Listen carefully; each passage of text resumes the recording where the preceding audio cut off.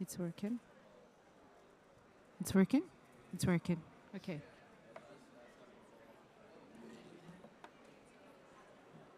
So, is this working? Can you hear me? Can you hear me? Okay. Yeah. Yeah.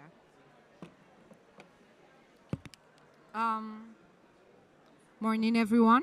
We have a headphone for the session. They are so you can hear us. I would invite you to put on the headphone so you can hear through the mic. Yeah. Okay. So, morning, everyone. My name is Nyaron Jiamiasu, and I will be your moderator for today's session. We will discuss about youth-powered blue economy, a catalytic for ocean justice and equity. Indeed, we are going to deepen our knowledge on the pivotal role of youth in sustainable ocean development. And we will discuss solutions to address the economic and social barriers faced in engaging with the blue economy, showcasing youth-led initiatives on blue carbon farming, aquaculture, green shipping, and coastal resilience while highlighting investment opportunities for SDG 14. The goal is to tailor a supportive ecosystem for an equitable blue economy, ensuring a healthy ocean for underwater and on land lives. For today's session, we will have very distinguished guests. The first one I would like to call on panel is Adebote Mayowa. So Adebote Mayowa, if you can please join us on the stage. Adebote Mayowa is an ocean climate documentary photographer, filmmaker, and environmentalist dedicated to capturing humanitarian and development-related initiatives through compelling image and videos. He focuses on making various topic stories related to the United Nations SDGs 6, 11, 13, and 14.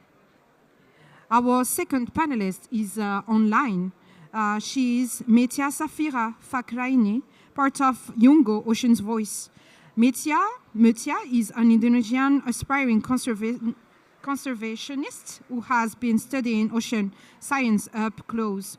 She started her journey as a young ocean scientist with research in blue carbon farming, in which she built her motivation up from her experience of living with seaweed farmers in a small coastal village back at home. We also have a privilege to have in our panel list Alan C. Jr., who is the youth for SDGs from Peace Boat. Please join us on the stage. He raised in the pristine isle of Paloa and spending most of his life spearfishing. Junior became deeply passionate about the ocean at a young age. His climate action journey began in 2022 when he became a Blue Planet Alliance Global Ambassador. He attended its first COP in 2023 in Dubai.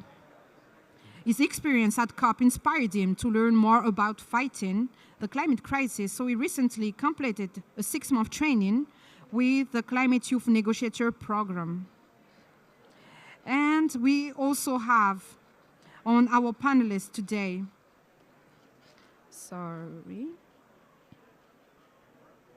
Samir Swarup he is a graduate student in marine conservation at Duke University.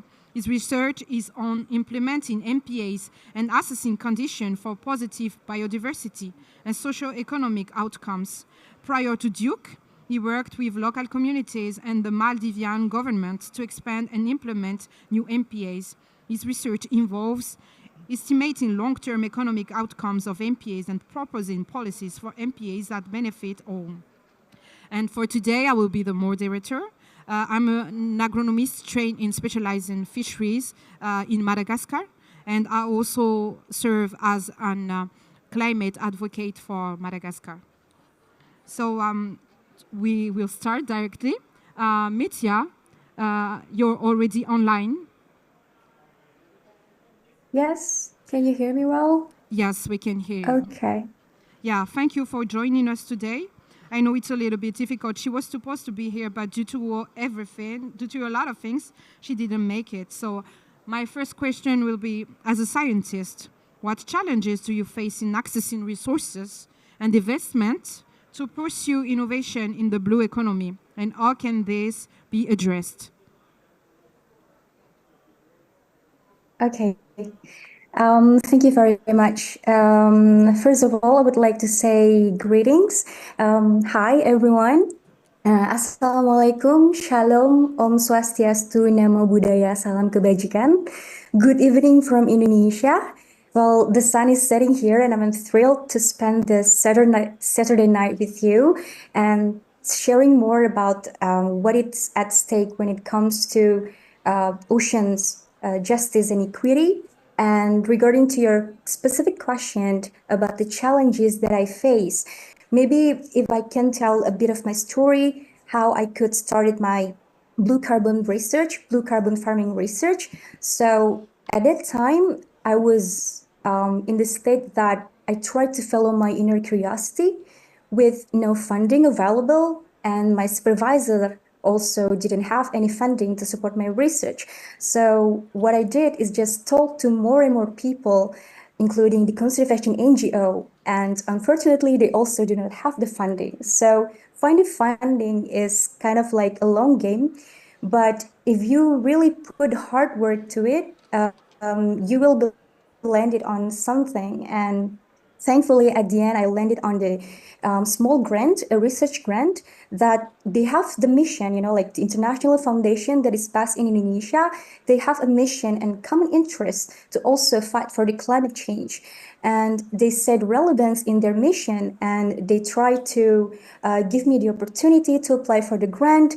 And I just follow all the procedures, and then I also joined the international conferences, and of course we acknowledge their valuable support and publish a paper. So I think in the sense, when we come to finding about the opportunities for funding, we need to try to think outside the box. Sometimes it's not always on the plate, so you have to experiment with new recipes until you can meet new encounters of the possibilities how you can get the funding. I think that is the bottom line. Yes, thank you. So you highlight the fact that we need to think outside the box. So outside the box, Adebote, I think you are the example for that, since you are a photographer, a filmmaker. How can young leaders drive sustainable practices within the blue economy to ensure equitable benefits for coastal communities?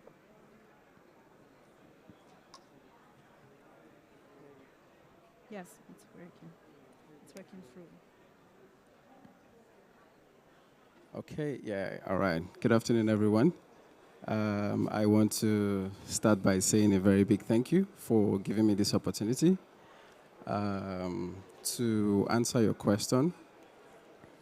One way I think youth can actually get involved is by first asking themselves, in what way am I impacted? And I'd like to share a personal story.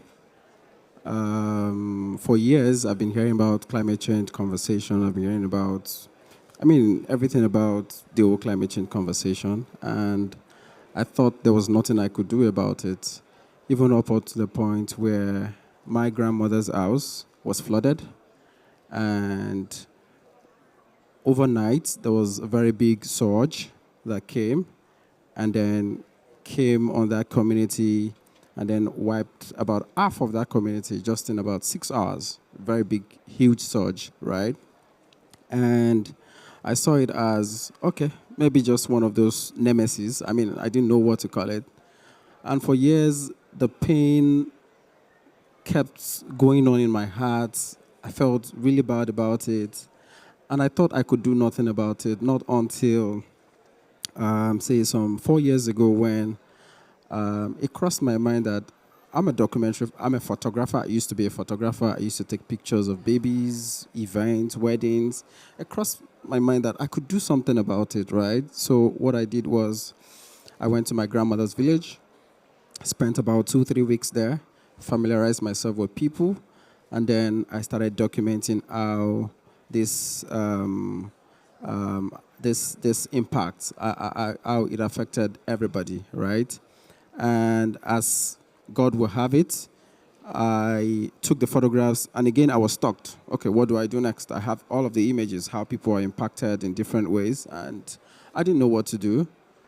And then later again, from having to share my ideas, collaborate with people, someone told me you could do a virtual exhibition, right? And that's how I did a virtual exhibition. And in the process, it caught the attention of the government, caught the attention of civil society, caught the attention of other relevant stakeholders in my community. I had no idea, they caught a wind of that. And about 2 3 weeks later, after I left my grandmother's village, some guys from the government came. They visited the community, and ever since then, there's been lots of development, there's been lots of education, there's been a lot of work that is done in that community right now. So this brings me down to each and every one of us. It starts with you.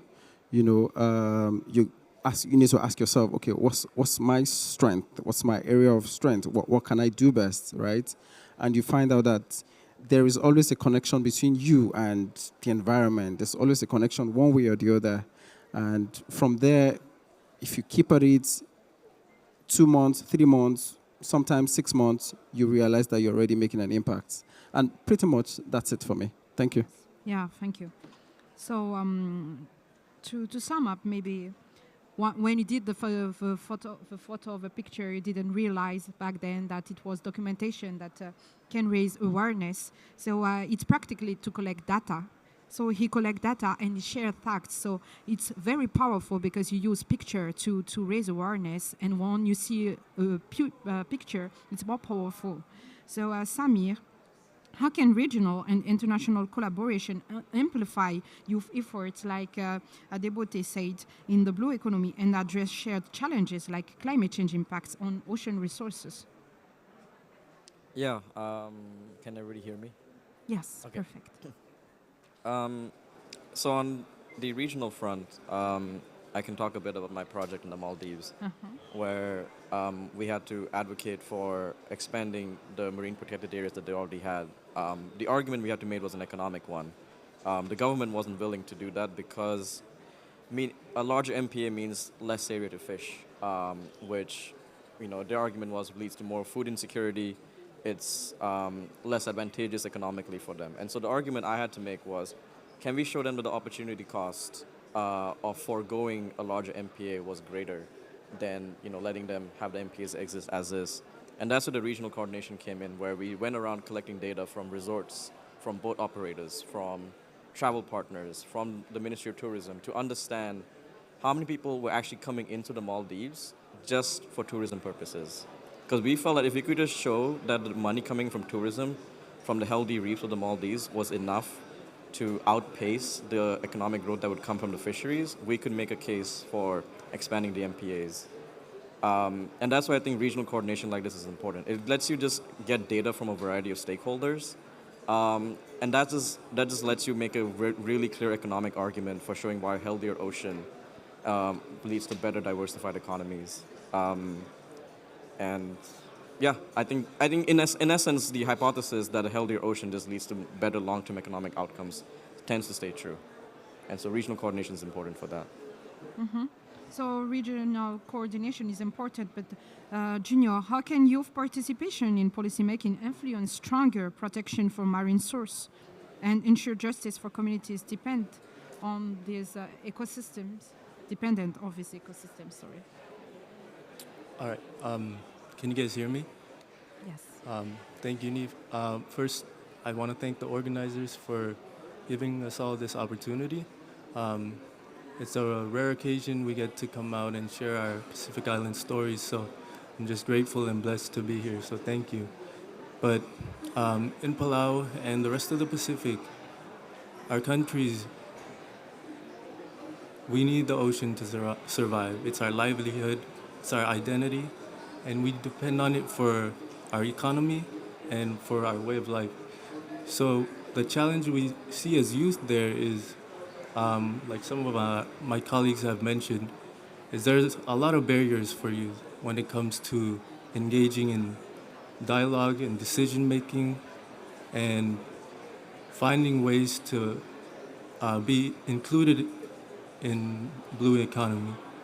So one of the things we're doing in Palau, and this is very recent, is we started an initiative called Reng Collective, and it is a youth-led organization meant for youth. So what we do is we empower and we educate youth and connect them with leaders in our community, and as well as traditional leaders, to get insight and to give off our views as youth to our leaders and connect with them so that they can hear our voices, our concern, so that we can move towards a better future for all of us. We all face the challenge as youth around the world, but I think the answer is really we need good collaboration and inclusivity for youth. One of the workshops we did recently was called Rising Tides and Rising Voices. And this was a great experience for our youth because it enabled them to come together and sit down with leaders in our communities and traditional leaders to talk about conservation and our oceans and our blue economy. Those are quite rare occasions for youth in Palau, but it gave an opportunity not only for youth to give their views, but also for the leaders to see what youth are feeling and what they want. So I think we need to promote more opportunities like this so we can engage all generations in leading to the future and build a better path for all of us. But maybe I'll just leave us all with one last note, and we can move on from this event to try to go and take down those barriers that youth are facing. So let's support youth. Let's support their initiatives. Thank you. Yes, thank you, Junior. So let's support youth and let's support their initiative. Mitya, you're still there, right? Yes, Yeah. I'm here. Can you tell us a bit more of the research you led in blue farming? Because it's a practical tool, a practical way of showing that youth are doing something. So can you tell us more about this? Is it a tangible way to make the blue economy more accessible, according to you? Okay. Thank you so much for the question. So, blue carbon farming is a topic that is very dear to my heart because it came across to my mind when I was in bachelor degree. So it was like almost 9 years ago, I think.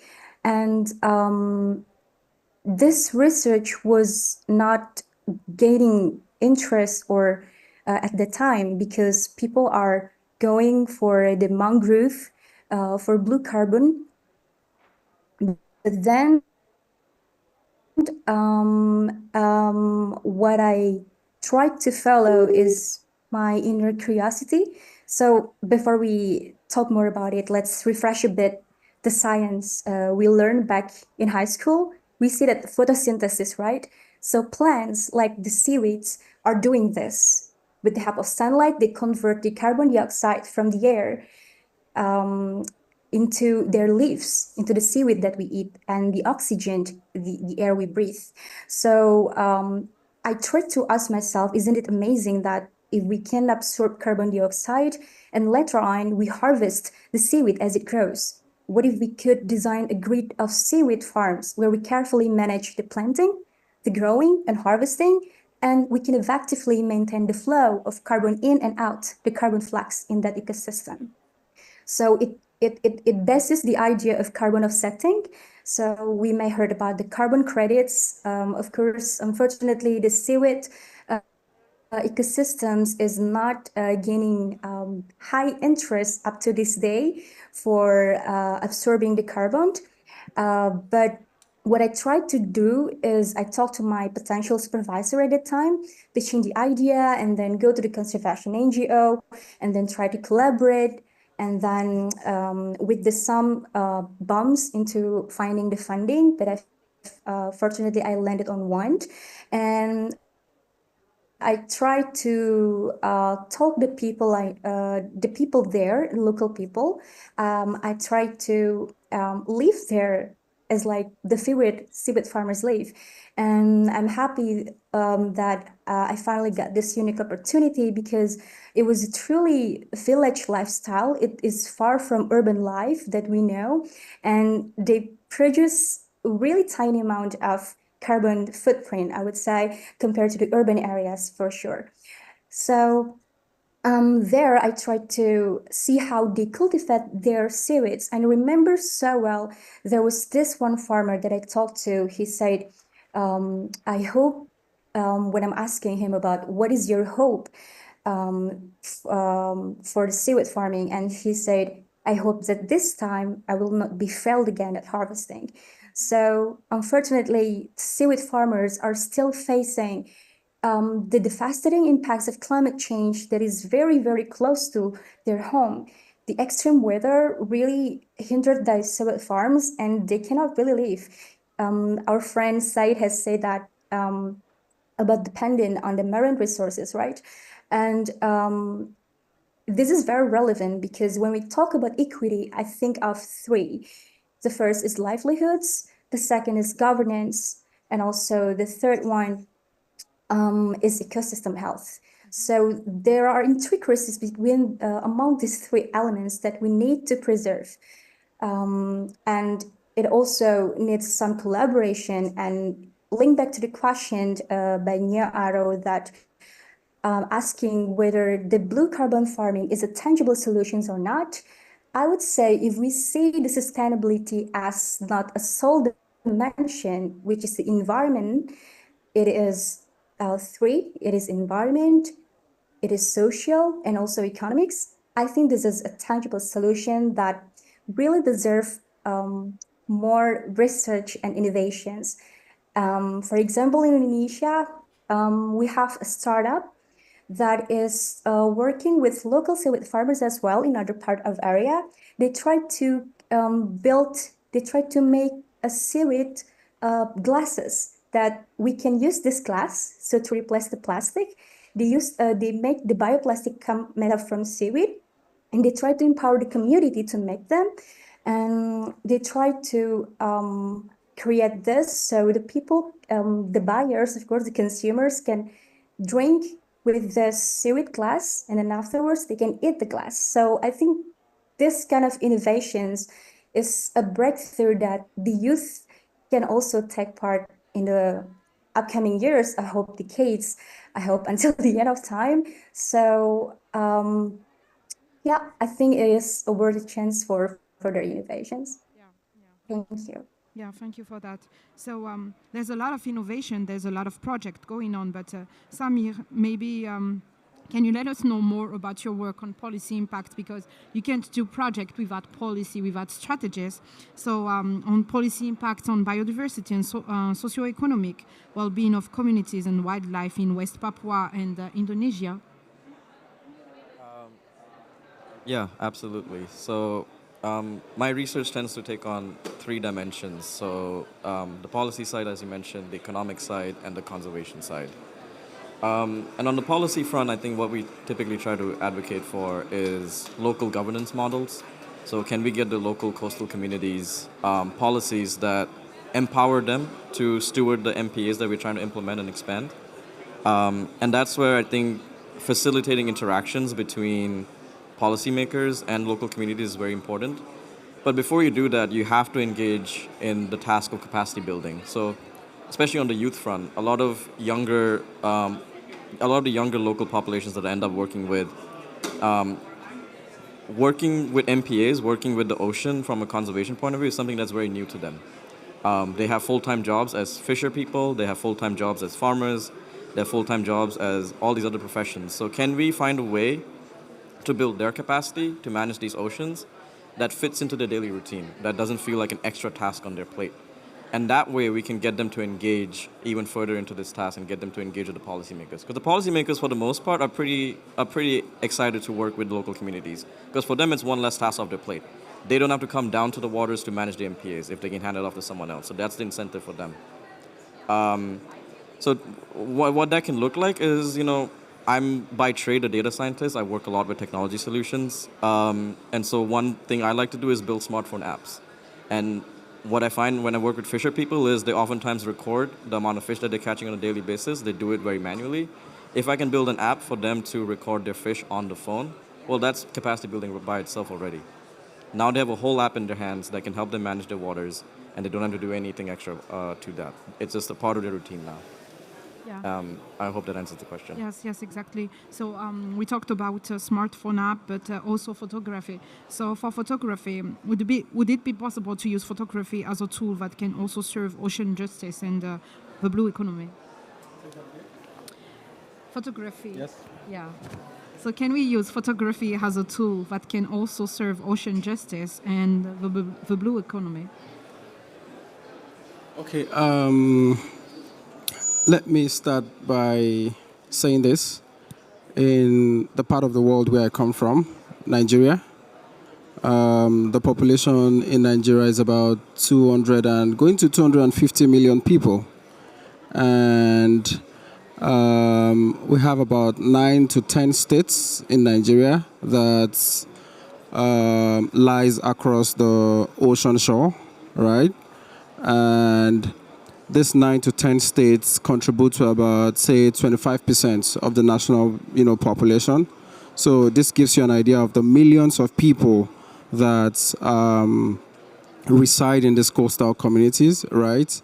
And it might interest you to know that in the past, say, 15 to 20 years, there's been about, say, 1,500 meter, encroachments, sea encroachments into the communities, into people's homes, into ancestral homes, into people's livelihood and all, yeah?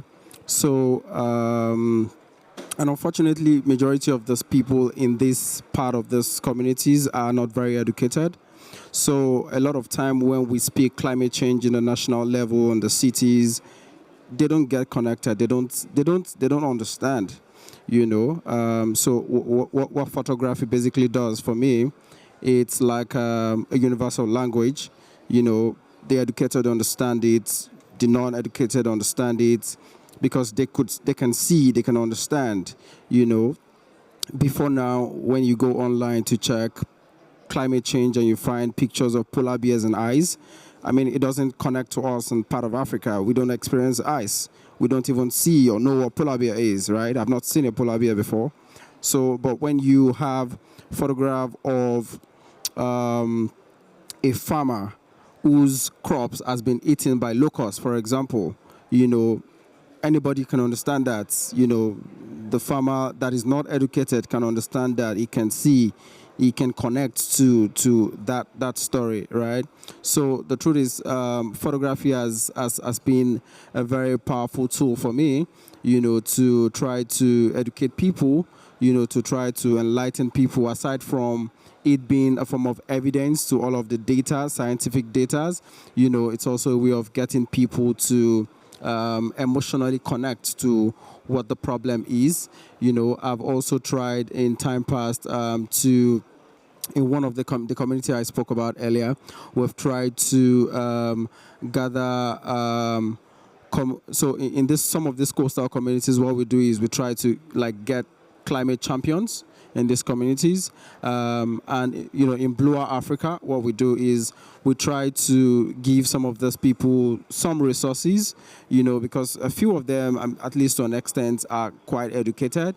So we try to make them climate champions in these coastal communities, and we try to give them resources. Sometimes we bring them together, hold exhibitions for them, let them know what is happening. We also try to let them know about weather informations, that is likely to occur in, say, 6 months, in, say, 4 months, in 1 month, and we try to, keep them abreast of, some of these things so that they can bring it down again to each of their communities. let them know, okay, this is what the forecast is saying, and that way they can better prepare, and we've seen it work in time past, yeah, so basically this is what I've been trying to do, with Blue Africa, and also, with photography, to ensuring that people can better understand, people can better connect, people can better see themselves in it, and then they can make the right decisions, especially on how to adapt to some of these climate occurrences. Okay, thank you. So this is from the Nigerian perspective. How about Palau? How does the Rank Collective empower Palauan youth? Sure. Well, when we started Ren Collective, I just want to define what it means to you guys. So in our language, we call it Palauan. It's our native language. Ring means heart.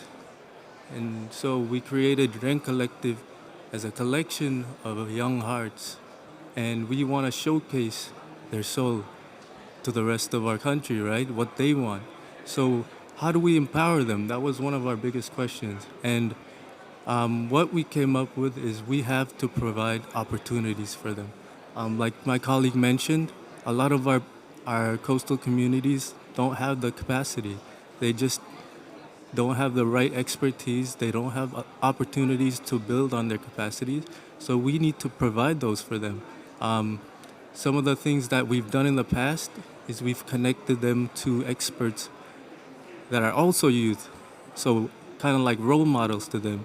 Youth who people look up to in our communities, experts in climate, culture, conservation, leaders in our communities, to come and showcase their expertise, showcase their talents, and inspire these young people to really point out what do they want to do in their future, and also to provide a safe space for them. One thing we learned is young people, when they feel safe, they're able to embrace the experience more. So they let go of their inhibitions and they open up to you. So we love creating those spaces for these young kids. Another example is we created a debate during our last Independence Day, which was October 1st. It was our 30th Independence Day for Palau, so it was a monumental one. And we created a debate in front of our vice president and senators and ministers of high school kids to debate about the most pressing and polarizing topics in Palau at the moment. So they got to engage with the chiefs, with the leaders of Palau, and they got to see the youth perspective on those issues. So that's just another example. Yes. Thank you so much for your intervention. We will go in now for the Q&A with the audience. I'm sure that you have a lot of questions, and it's an opportunity to talk with our youth panelists. Don't raise your hands at the same time. Yes, please.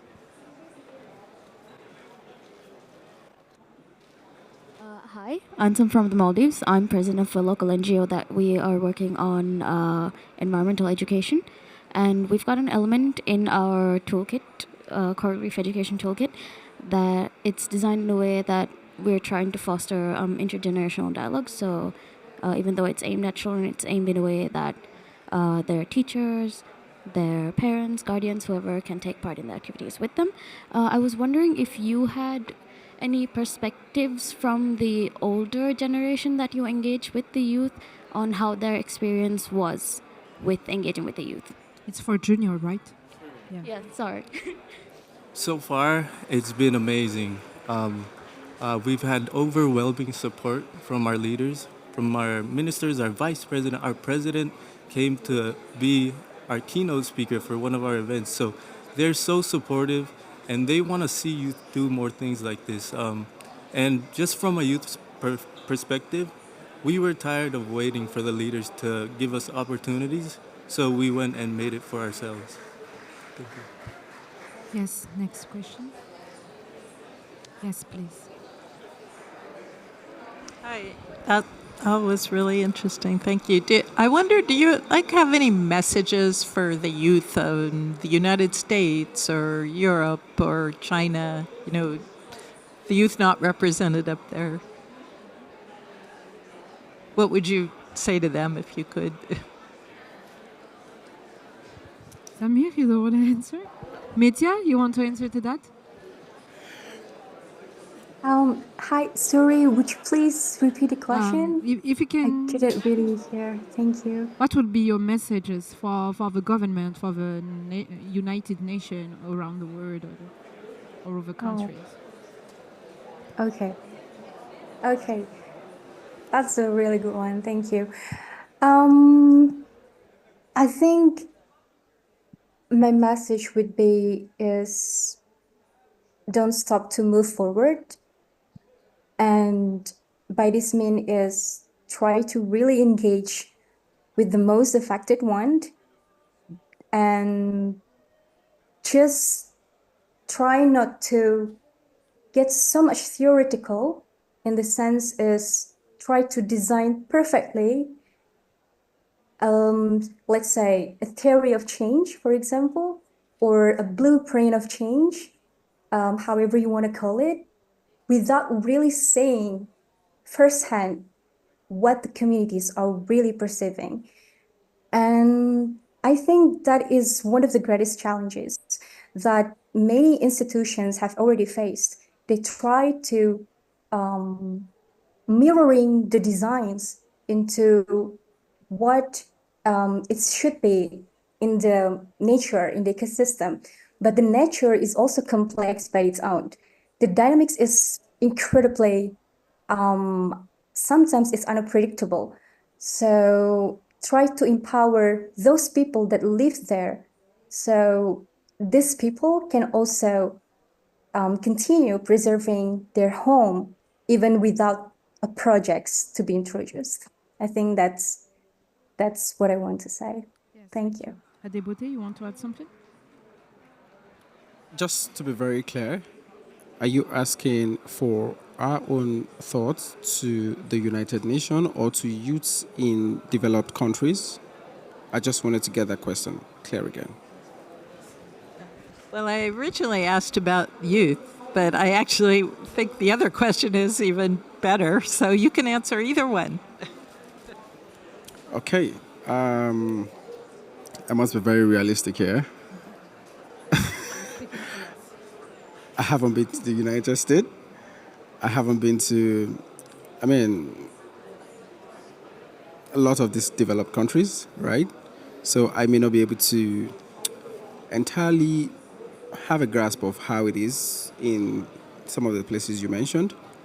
But if I were to speak to youth in my own community, and not just even youths, people within that work within the climate space, one thing I often always tell them is, and it's like an habit, for countries, usually in the developing countries in the developing nations.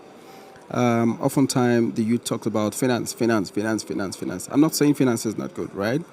But personally for me, I've been able to make, and most of the impact I've made, I haven't gotten a lot of, I've not gotten even grants to get some of these things done. The truth is, these things start with us.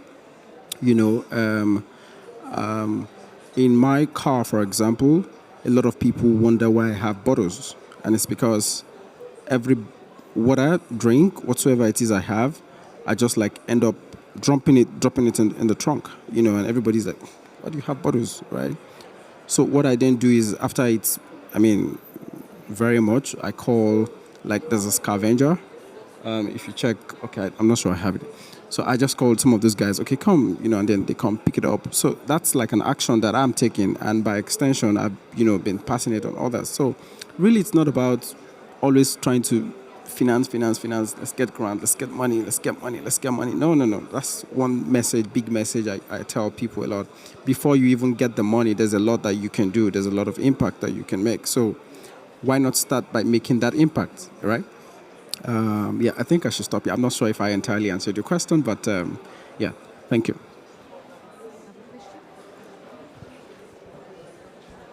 Yes, thank Hi, everyone. Yes, Emily McGlone, Director of Peace Boat US and with Blue Planet Alliance. So, really excited to see this panel coming to fruition. Thank you so much for being partners as well.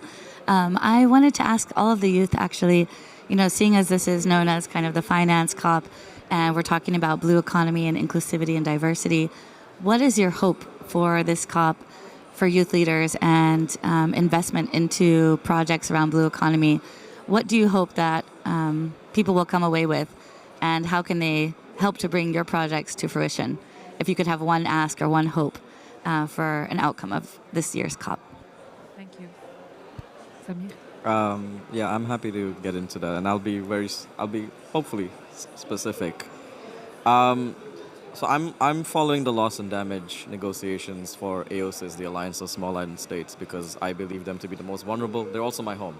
I'm Maldivian, and so there is a very pressing need for loss and damage and the NCQG goals to be met. And so all my little projects of conservation, they're important. I do them because they matter to me. I care about the ocean. I care about the local communities. But they won't make a difference if these communities don't have a home. If sea level rise takes away those homes, then what am I doing over here? So that's why I'm here at this COP, to make sure that we meet those financial goals, to make sure that these small, low-lying island nations get the money that they need to mitigate against sea level rise. And so really my specific goal for this COP is to ensure that the Loss and Damage Fund and the NCQG is primarily publicly financed. Oftentimes with the ocean and when it comes to the blue economy, the issue that we face is investors aren't particularly smart people. If there's investors in the room, I'm sorry, I don't think you're particularly smart. But it's oftentimes hard to show the return on investment when it comes to the ocean because nature moves slow. So when you implement certain investments or certain products into the ocean, it takes decades for that investment to pay off. Which is why public finance is such a key tool, because it acts as a de-risker. Public finance institutions do not care about ROI as much as private investors do, and why it is imperative that the NCQG and loss and damage be primarily public finance, like allotted. So that's my specific goal.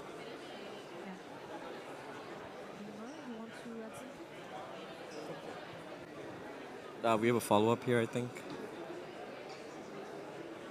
What? There's a follow-up question. Oh, okay.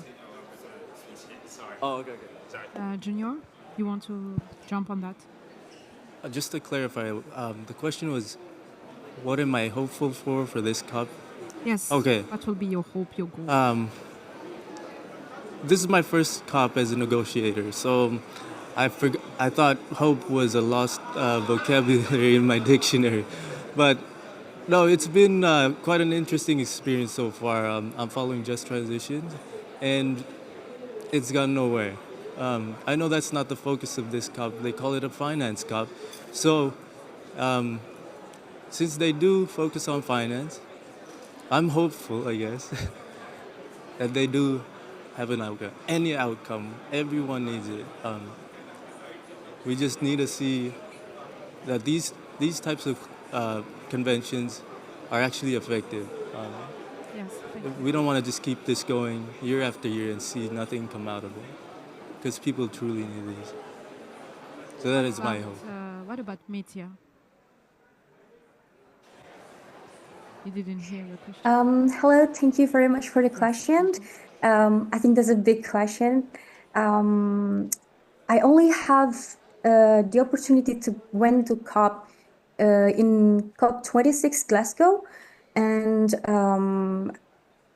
we had the Glasgow Climate Pact right at that time, and then we have the loss and damage that have already been mentioned before by our friends, and I think what it should be different, because I think we cannot really put only our sole hope to phasing down, because I think it's quite a long game. I think in relation to the blue economy, especially, it's more to the capacity building that we can ensure it is being counted to the global stocktake. I don't really follow how the negotiations are, but I think what really incredible is to see how many initiatives that are already running on the ground, but they do not recognized globally, especially collectively to the progress that we've made in the global stock stake, for example. And this is also related to the SDGs hub, for example. And I'm just wondering how the people that I hope the people that come here attending this session can really pass the message along to the negotiators or other people there that have the sense of authority or more influences to not only influence the policies but also really the tangible actions, the actionable plans that you will make with those finances that you already try to invest in so many places. Yeah, I think it's that. I just hope it's get more clearer. That would be even more awesome, I think, if you can get COP be mainstream in the public society, make it like a public discourse that any like young teenagers they can really know what the COP is all about. I bump into the YouTube shorts or in some YouTube video before whether the people on the street that near the area of the blue zone or green zone, they do not really know what the COPs are. So I think the mainstreaming part, the message of COP, and really trying to get the message across is very important. Use their language as well. Thank you. Thank you, Metia. For Madagascar, for example, just a quick answer. Madagascar is actually doing great for this cup because we launched the coalition G0. So it says officially that Madagascar is a neutral country. And it's a new coalition with Bhutan, Suriname, and Panama. So on the international level, we only emit like 0.5% of the GS. So it's not a lot. So that's why we created this coalition. So for our country, on our perspective, it's a very great cup. It's just the first week, but we will see on the next week. But yeah, we are actually doing a lot of work on the negotiation. We have policy trackers, youth policy trackers. We have senior policy trackers who are actually facing a lot of who are working on different negotiation room to make the work go. Do we have another question? Yes. Is there another question apart from that? Okay. Yeah. Great conversation, everyone. My name is Jason. I'm coming in from California. So I like what you talked about with the kind of doing things like kind of that are low, that might not actually have the finance. Like it's like what we can do to start.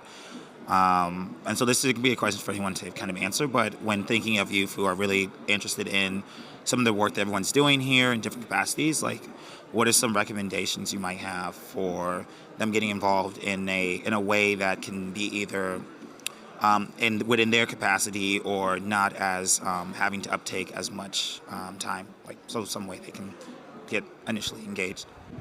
Mm-hmm. Yes. Okay. So the truth is, everybody has. You as a person, you have your area of interest.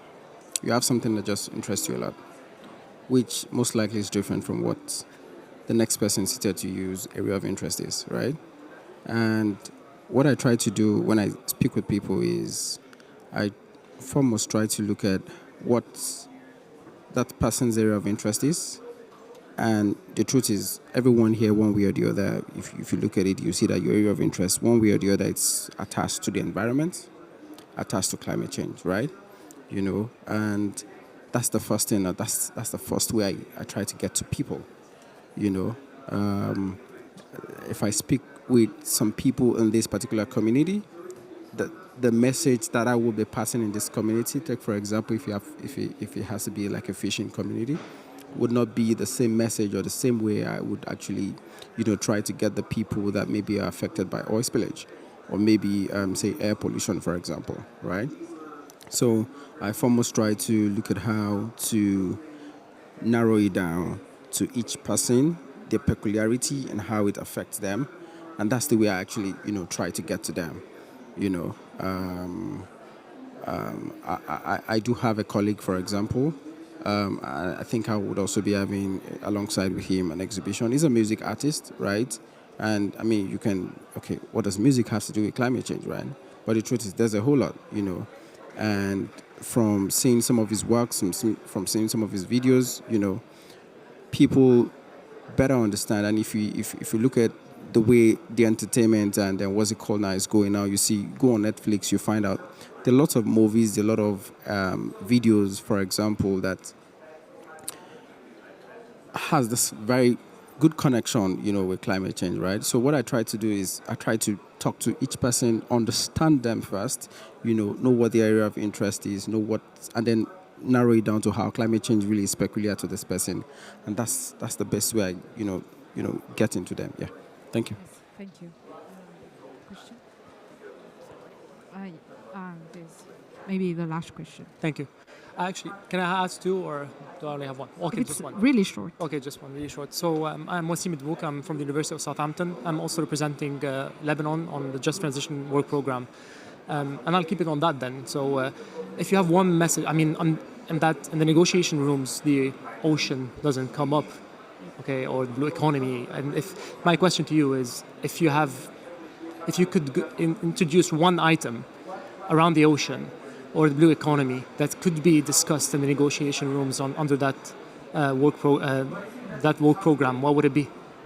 Okay, just one word. If you can introduce one word to the negotiation, what would it be about blue economy? I think just from the loss and damage perspective, the words justice and equity keep coming up a lot. And given that it is the small island developing states who are facing the worst of the climate change impacts, I think ocean justice is climate justice. That's what I would say. Okay. You can't talk about climate justice without ocean justice. Okay. One word. One word. One word. Can I have two? Okay. Ocean equity. Ocean equity. Okay. In all honesty, I was going to mention equity, right? Because we are affected differently, right? And it's very important that we try to address it, I mean, equally, right? So I think equity will be the word, and I think it's very important, yeah. Thank you. Metia? Hi. I think I would say sustainable ocean governance Okay. because there are so many intricacies beyond it that, bureaucracy and also the political will, for example, and the capacity building of the local community itself. So I think it is Thank going you. to be a cool debate, I think. Yeah, maybe we need another session of side event to talk about that. But for my last word, it will be coastal resilience. So we will sum up with that, but I just want to leave you with those thoughts. Like, we have to provide the opportunities for everyone, especially for youth, but also for children and women in the coastal region. We have to engage with our elders and learn from them, not to fight with them, but to learn from them. We can't stop, but we have to move forward always. And pictures and photography are an international language like art. And we can use that, we can share them as a tool to empower and to raise awareness. And if you are still breathing, you have to thank the ocean. That was the slogan from last year at COP in Dubai, as I thought so. And I want to leave you with that thought, but my last word would be veluma, which is a Malagasy word for saying stay alive. So thank you, everyone.